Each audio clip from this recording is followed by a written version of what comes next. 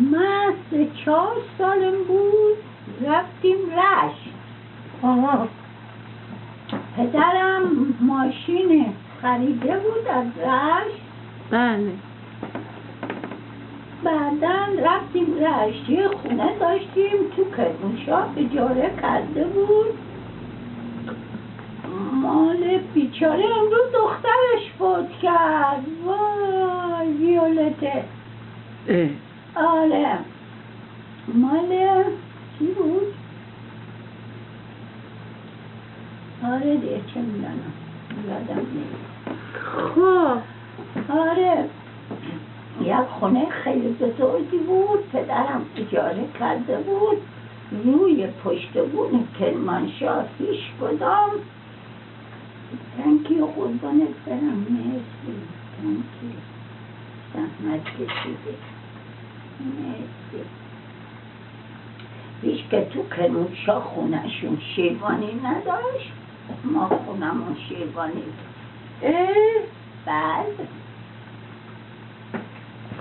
خب خب مامی آمریکا اون وقت چی بشه شما چه عرض کنم؟ خب شیروانی داشتین شما؟ آره.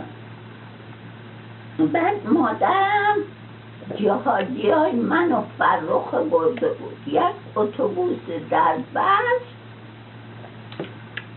آره ببرین رشت؟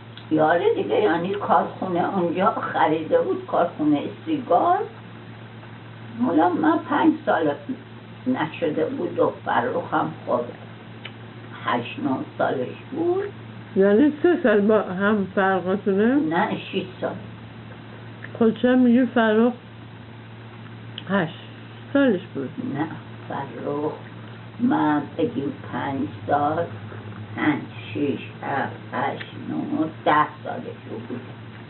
8 سال میگی فرقاتونه؟ 6 سال. ها 11 سالش بود. 10 سالش. خب هیچی رفتیم من برای خودمان رشت و یک خونه پدرم گرفته بود اجاره کرده بود ماهی 10,000 تومان.